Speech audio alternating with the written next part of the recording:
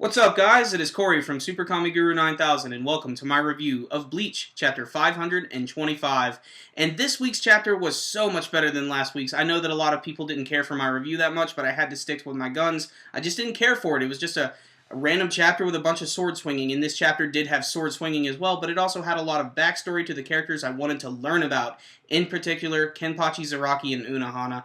And this week's chapter was really interesting. We finally get to learn why this training is taking place and how it's taking place. And first, I just want to talk about the backstory. We actually get to learn that Kenpachi's always been sort of this weird, crazy bastard. You know, we've always known that he's been kind of insane and he loves fighting. He basically gets off on it.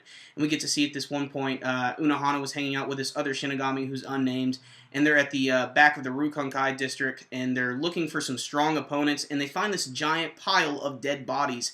And this one Shinigami at first thinks that, Unohana, you did this? No, it was actually this weird kid by the name of Kenpachi, and you can see this really great panel. He's standing on top of them. He looks freaky as hell. He's covered in blood. He's got his sword, and he just fucked all these guys up. We get to see that him and Unohana had this crazy battle, and in something I actually didn't expect, Kenpachi defeats Unohana outright.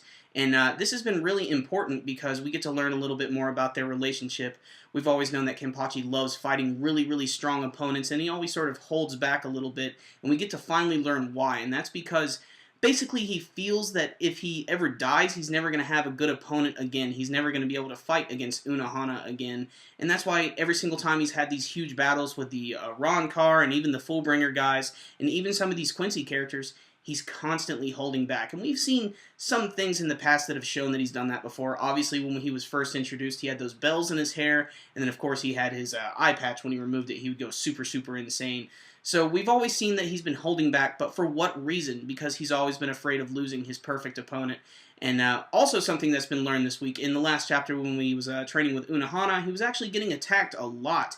In particular, he got stabbed right through the neck, and then immediately he was fine. And when I was reading that, I thought maybe it was some sort of, dream. It wasn't really happening. He was just losing consciousness. Well, apparently Unohana is fucking his shit up. She is actually killing him continuously, and since she's one of the best healers in all of Soul Society, she's able to heal him immediately after doing this. So this is some really intense training, and she's doing this to, of course, unlock his true potential, and eventually get to that point at the end where we finally get that big epic slash, which is done in that white style, where Kenpachi literally cuts right down on Unohana, and that's the end of the chapter. And god damn, this was just such a fun chapter of Bleach. This is how it's done. This is what you're going to do when you include sword swinging. Like I said, last week it just felt kind of shallow. This week, finally, that I got some story involved in it, it made it seem a little bit more important. And Kenpachi is just even more crazier than ever. Getting to see him as a kid and seeing how insane he was. I still want to learn a little bit more about his entire origin. I'm sure we'll learn a little bit more about that later. What is interesting is before this battle started, a lot of people were thinking one of them is going to die.